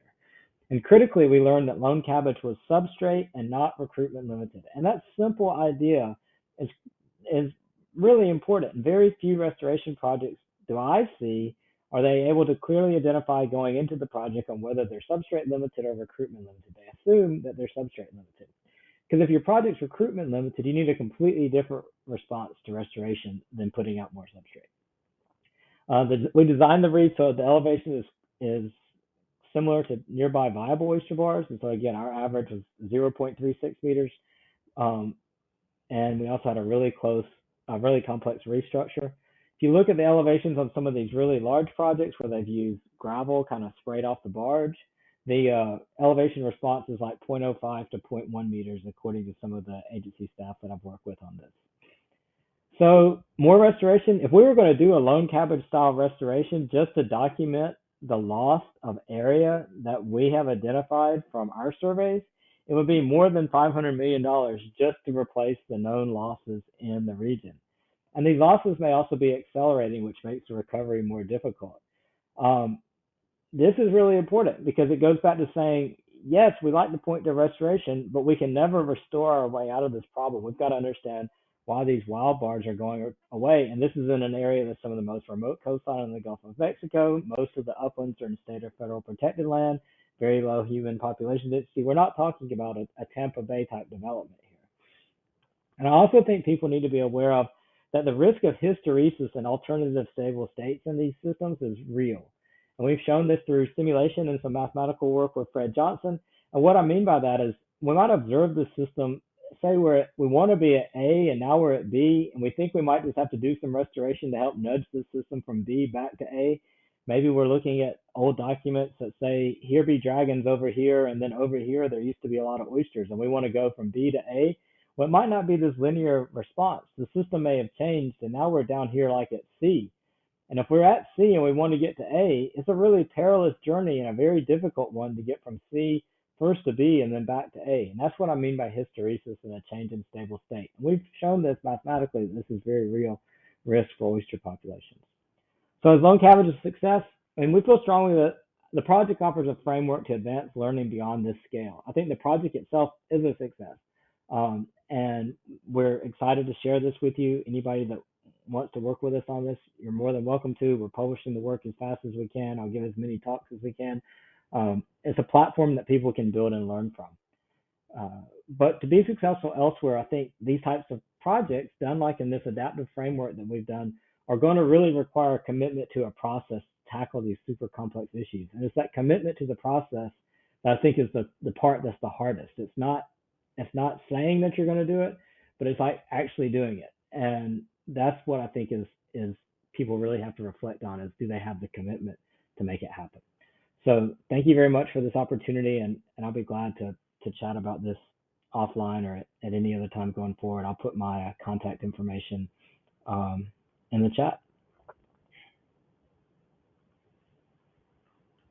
Thank you, Dr. Pine. Does anybody have any questions?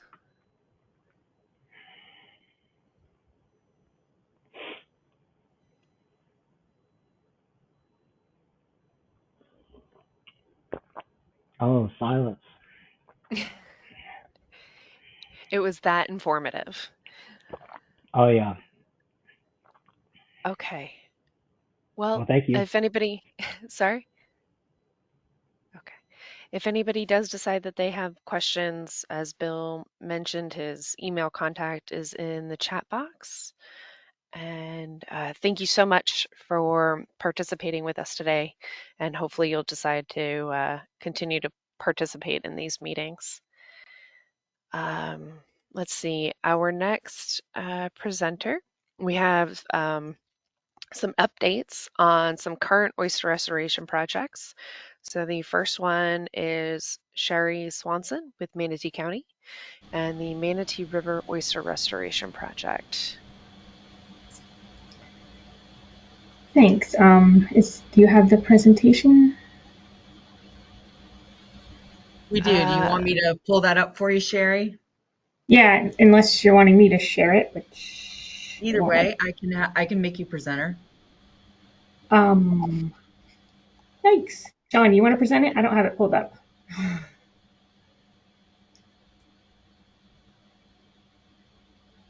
Yeah, 1 second. I have the slideshow set up here. Let me hit present and then share screen. I hope you have the most current one. I just made you the presenter, Sean. Sure. Okay. Is this the one that I sent last night? I hope. Yeah, I've got it. Can you see that? No. Okie dokes.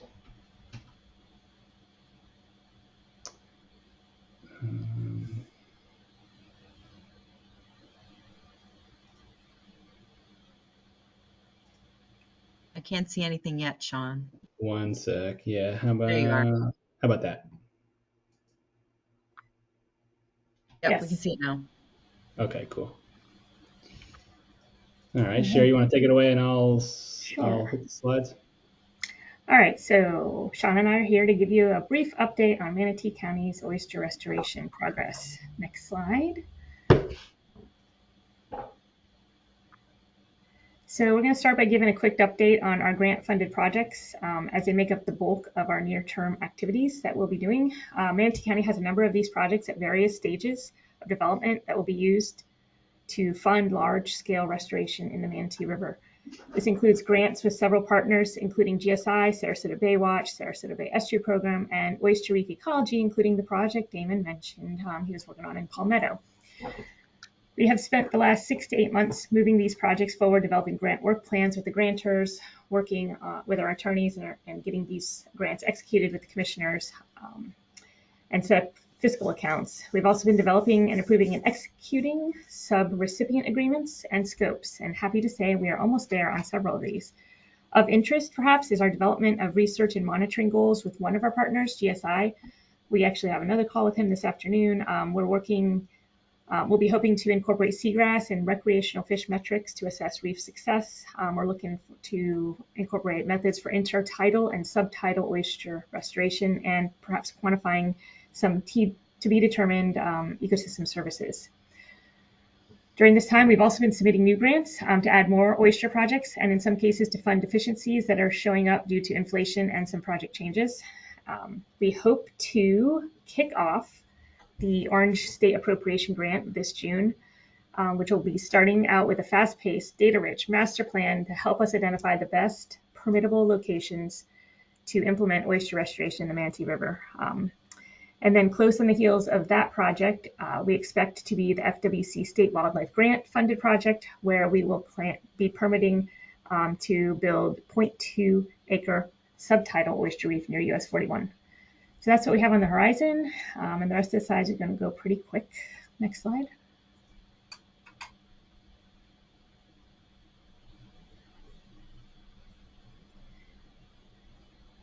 So another thing that we're working on, we've restarted the oyster shell recycling program with the help of the nonprofit START.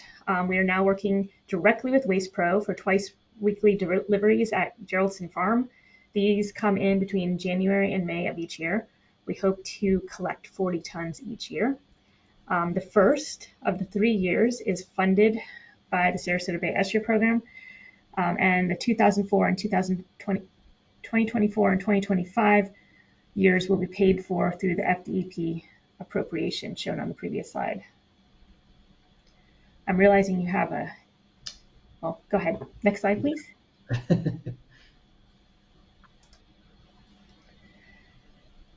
So the recycled oyster shell that's delivered is delivered to Geraldton Farm. It's located near Robinson Preserve, and we deposit it in delivery bins that we've set up to quarantine, and they're going to be stored in the year that they've been received. Next slide.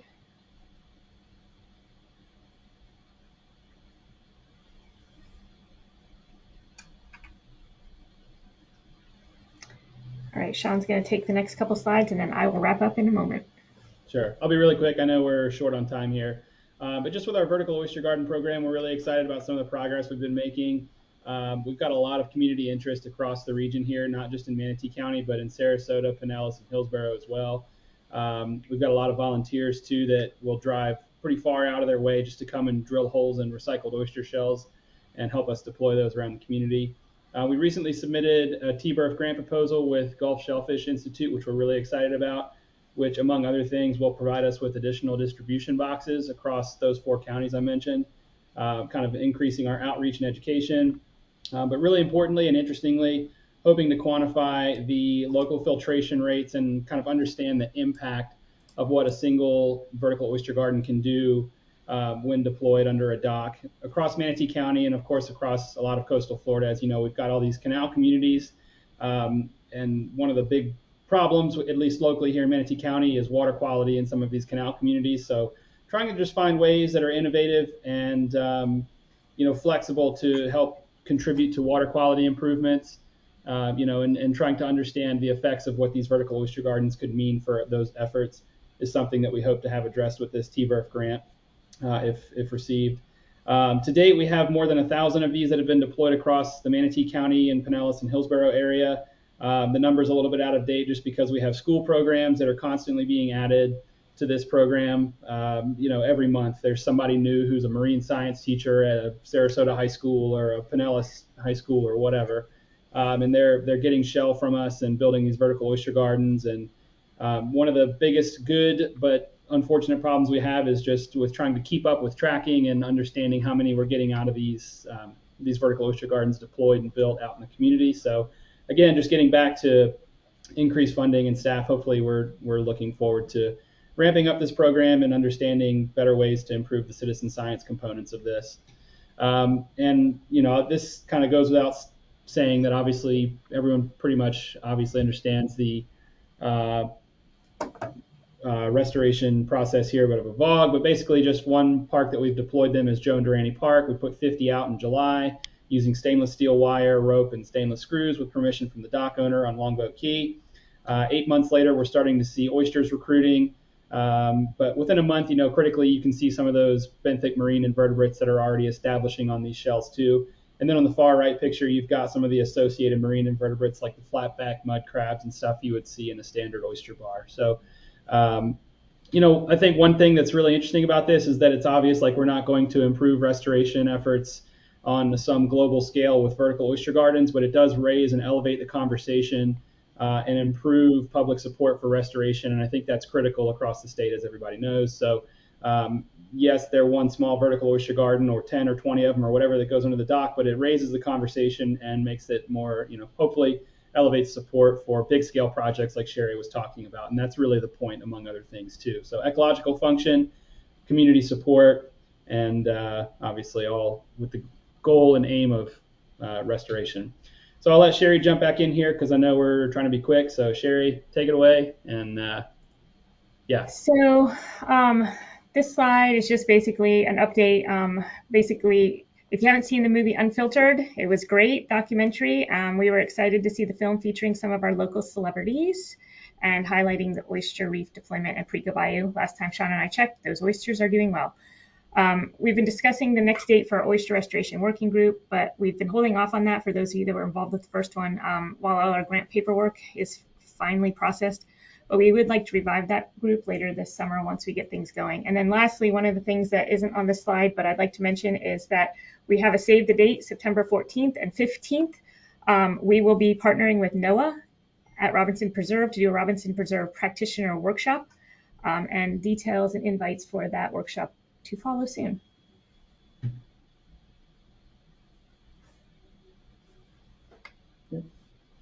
Cool. If you have any questions, feel free to contact myself or Sherry, obviously, especially with like the vertical oyster garden or any of that stuff. But there's our contact information. I'll paste that in the chat as well. Thank you. Thank you Sherry, both very much. Oh, Go sorry. ahead. Sherry, for your workshop, if you pass the information on to us, we can put it out to the Habitat Restoration Consortium. Perfect. Yes, we will do that.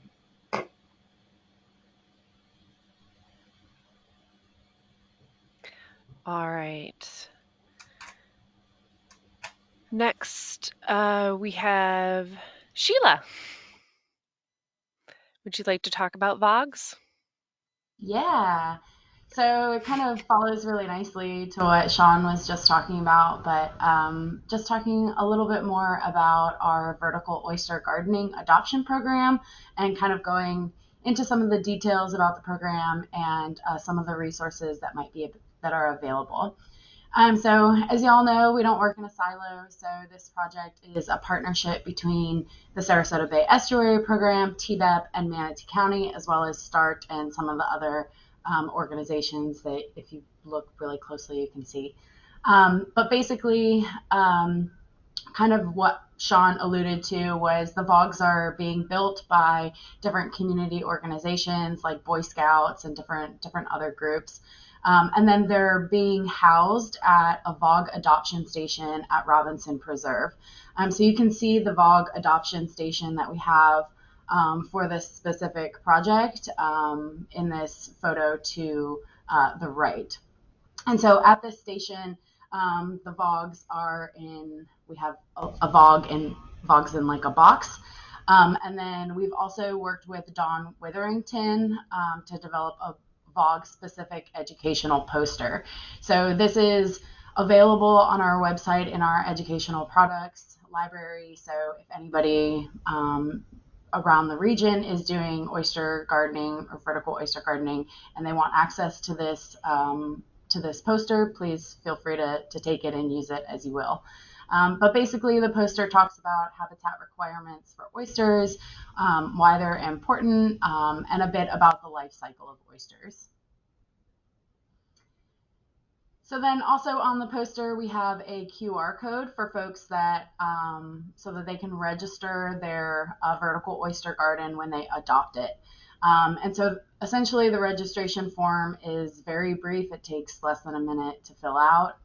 And it asks folks to include an address of where the VOG will be installed so that we can keep track of where the VOGs are going around the region, and then the amount of VOGs that they are adopting.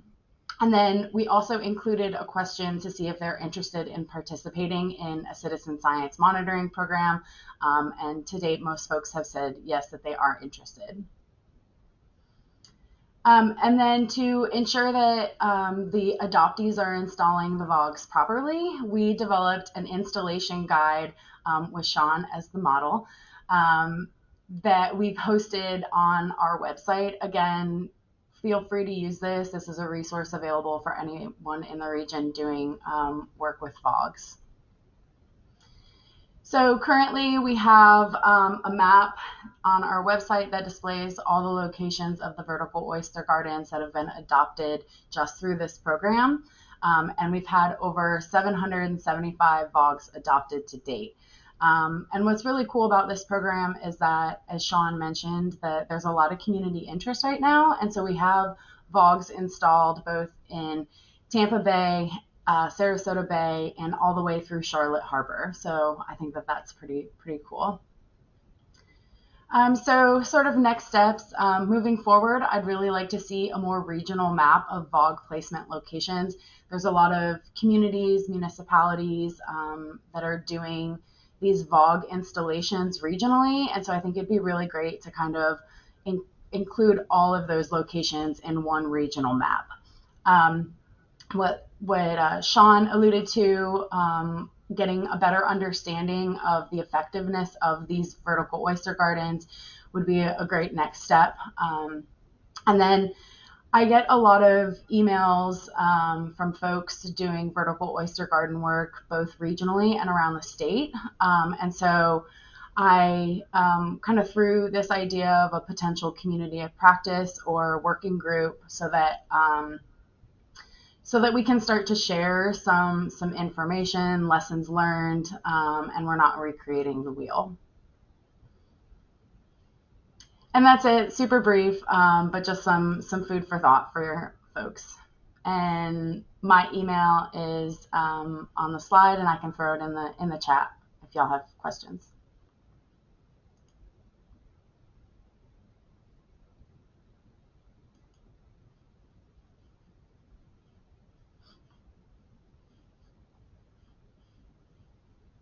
It looks like Chris Kaufman has a question for both Sheila and Sean.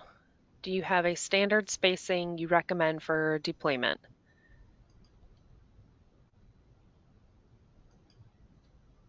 Yeah, I can jump in real quick if you want. So basically, what we've used across like Robinson Preserve and Perico Preserve and some of these other ones here in Manatee County is just we put them, I'd say 8 to 12 inches apart. We don't want them so close that they're inhibiting like fish passage in and out from under the dock or anything like that, but close enough that the little invertebrate community can kind of hop around and kind of be active in and among these different oyster communities on these vertical oyster gardens. So, I'd say like a good standard spacing, even if you just want to make sure you're not inhibiting the movement of anything below the dock, is a foot or so at least. Sheila, do you have an opinion on that? No, and that's a really great question and great suggestion. I don't think that we included like any sort of spacing between the VOGs in our installation guide. So maybe that's something we might want to include into the future. Yeah, absolutely. Yeah, just Sean, based on what we're learning about fish usage of some of those areas where fish move through the bogs, and so that's the one consideration is those between spacings, not height off the bottom. So any potential impact. So I would recommend potentially connecting with Moat Marine Lab and kind of having that discussion with some fisheries biologists in terms of the body size of fish that would be moving, because docks are kind of fish attractants, especially when there's lighting. So maybe thinking through fish body size and movement between the VOGs so that there's not potential impacts to fish. Yeah, absolutely. Absolutely a great suggestion. I think Ryan Schlosser brought that up last time he was here at Robinson. And one of the great things we've done here is try to adapt and move some of those VOGs and space them out a little bit more. But I think certainly, like to your point about, in areas that are not backwaters, it is definitely a great consideration to be thinking about what size fish are going to be moving through there and making sure we're not doing more harm than good, obviously, with those vertical oyster gardens.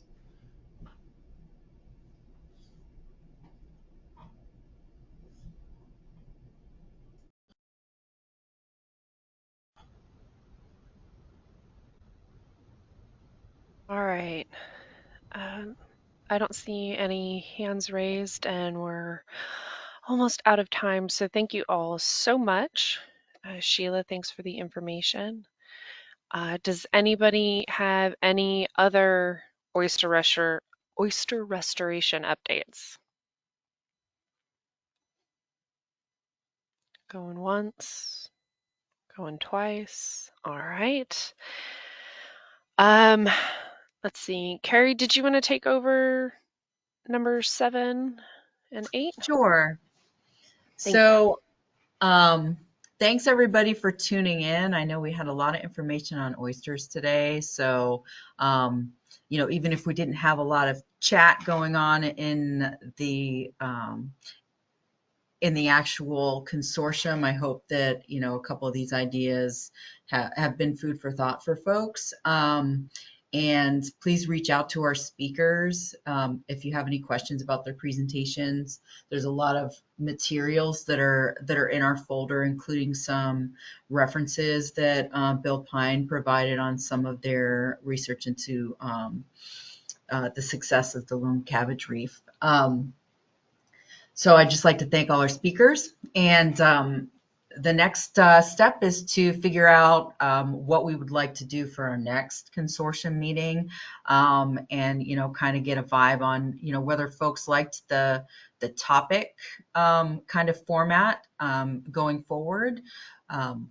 Jamie and I kind of liked it, and Doug as well, even though he couldn't make it. So if folks like that, we were thinking of potentially doing a living shorelines topic and at the next meeting. And there's several T-birth projects that have just finished that we can reach out to some project partners about. And if you have suggestions for other topical things that you would like to see at next meetings, please throw them in the chat, speak up, or send Jamie or I an email.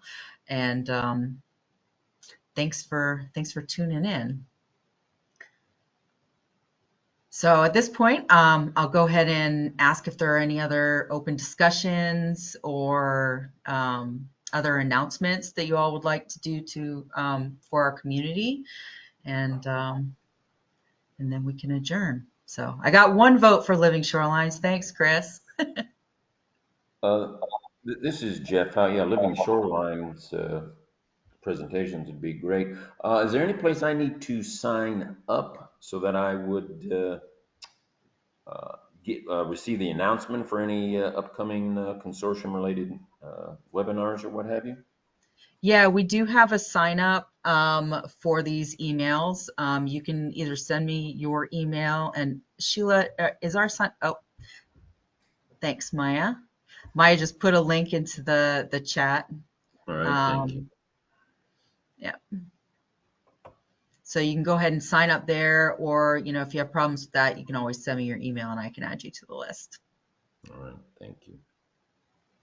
Hi, this is Mo. And this question, Sheila.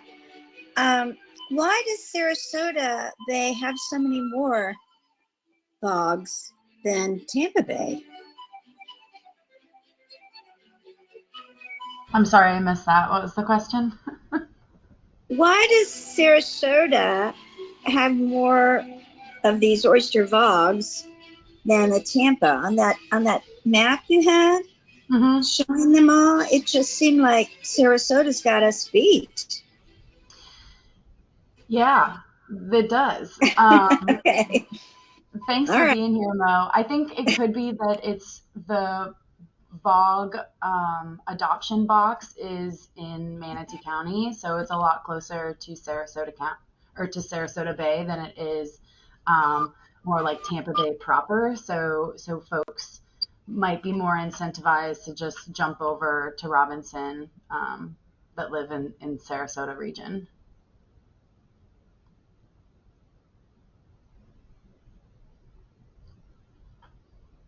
But a note on that, hopefully we'll be getting more of these distribution boxes up in that direction towards St. Pete, Tampa, and across the Skyway to kind of incentivize people like, okay, maybe if I don't want to go across the Skyway, at least I can still get VOGs somewhere on this side of the bay. So yeah, hopefully that, that map will look a lot different next time we look at it. Thanks for being here, Mo. You're welcome. All right. Well, I really appreciate everybody's time today, and thank you to all of our presenters. We're all in this together, so it's wonderful to be able to come and share all of this information so we could have better projects and more sustainable restoration. And we look forward to seeing you all next time. That's, I believe, August 26th, we said. Let me just double check. August 23rd. August And 23rd. yes, August 23rd. Thank you. And please reach out to all the various presenters. They included their information in the chat. Maya has the link so you can sign up and get our email notifications. And if anybody has any questions, feel free to contact Carrie or myself. Thank you all and have a wonderful day. Also,